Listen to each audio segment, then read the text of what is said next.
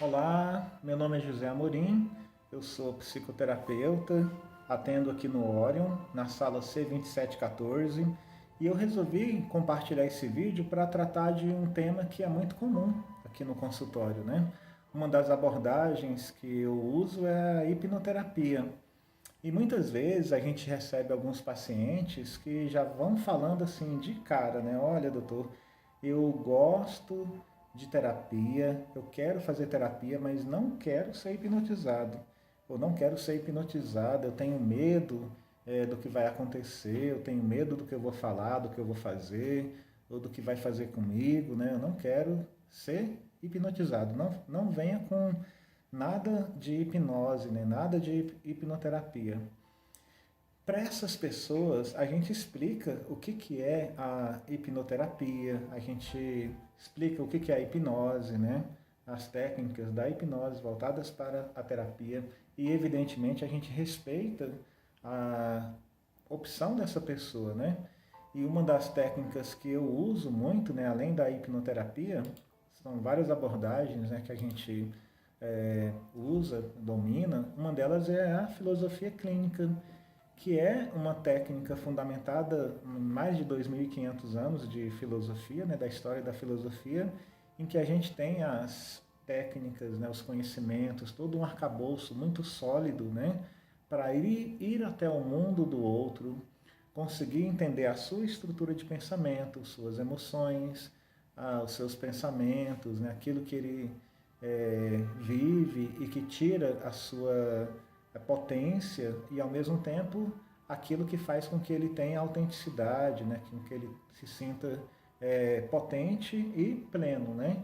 Então, uma das técnicas que a gente usa é a filosofia clínica e é muito interessante porque para algumas pessoas a hipnoterapia é o que vai resolver, para outros é uma outra abordagem, como a filosofia clínica ou como a TCC ou como uma outra abordagem, né, diferente. Então, para cada paciente, você vai usar a abordagem que seja mais adequada para a sua estrutura de pensamento. Então, a gente explica o que é hipnoterapia, o que é hipnose e, evidentemente, a gente respeita e conduz a terapia de uma maneira que é condizente com aquilo que o paciente está procurando, né, que ele está buscando.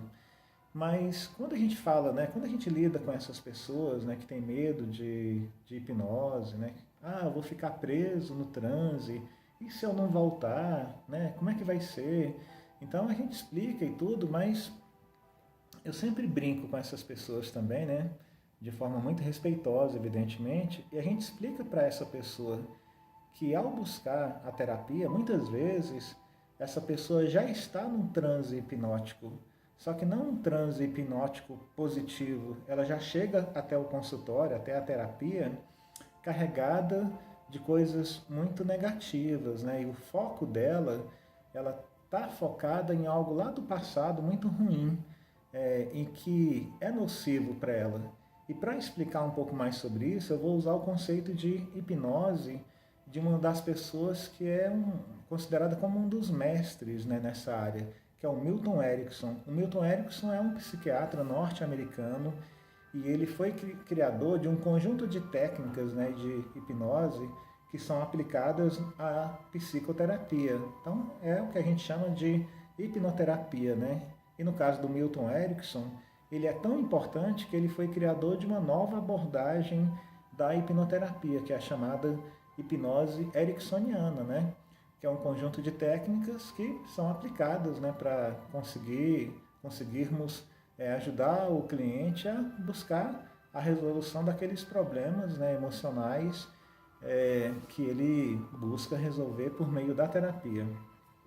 E o Milton Erickson, ele tem um conceito muito interessante sobre o que é hipnose. Para o Milton Erickson, ele fala que hipnose é simplesmente você pensar naquilo que é importante.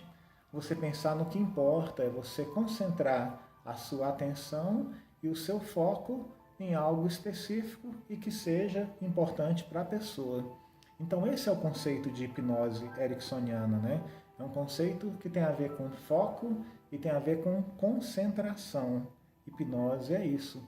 Muitas vezes você está assistindo um filme e você, por mais que você saiba que aquilo é mentira, né, que as pessoas são atores, atrizes, e se trata de uma situação que é um roteiro criado por por alguém, né, e está sendo dirigido por um diretor, encenado por atrizes, atores, né, mas você entra na história, você chora, você ri, você se emociona, a sua atenção e o seu foco está totalmente concentrado, sua atenção, sua energia. Então a gente fala, você está hipnotizado, naquele momento você está num transe hipnótico. Então, para Erickson, para Milton Erickson, hipnose tem a ver com concentrar a sua atenção, seu foco e a sua energia em algo específico, em algo que seja importante para você. E eu sempre falo para essas pessoas, né, que têm esse medo da hipnoterapia, da hipnose. Olha, o mais difícil não é hipnotizar você, porque você já chegou aqui no consultório hipnotizado, no sentido de que você já está com a sua atenção, o seu foco e a sua energia concentrado em algo muito ruim, que está tirando o seu sono, que está te deixando depressivo, que está te deixando ansioso, que causou algum transtorno para essa pessoa. O mais difícil, então, não é hipnotizar essa pessoa. O mais difícil é tirar essa pessoa do transe hipnótico em que elas vivem, né? Porque elas já chegam hipnotizadas. É como se elas vivessem numa matrix, né? Num mundo à parte, um mundo em que você está regredido no passado, né? Vivendo as dores de algum acontecimento triste. Você caiu nessa armadilha da dor, da culpa, da raiva, do rancor, de acontecimentos indesejáveis, né? E você está conectado com esses acontecimentos, com tudo aquilo lá do passado, em total regressão, e isso acaba virando um buraco negro na vida dessas pessoas. E outras pessoas não estão em regressão, não estão vivendo no passado, elas estão em progressão, estão vivendo lá no futuro, elas estão preocupadas. E essa palavra, quando a gente fala assim, estou preocupado, tem um sentido muito importante, porque quem está preocupado não se ocupa de nada. A pessoa que está preocupada, ela dissipa a energia dela, ela gasta toda a energia dela com coisas que não estão no controle delas, coisas que têm a ver com o outro, coisas que têm a ver com o contexto em que a gente vive, né?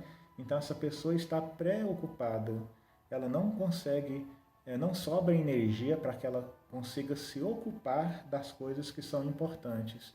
Elas gastam energia pensando, antecipando as coisas mais catastróficas, né, possíveis, e aí vai tirando a vitalidade.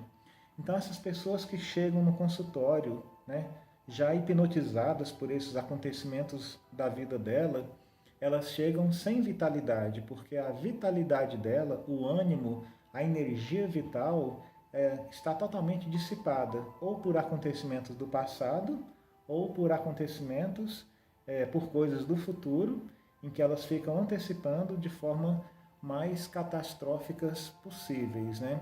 E sempre aquilo que não está no controle dela. São coisas que, por mais que ela gaste energia e tempo, e esses são os dois recursos mais importantes que nós temos, energia e tempo. Não vai resolver, porque são coisas que não dependem apenas dela.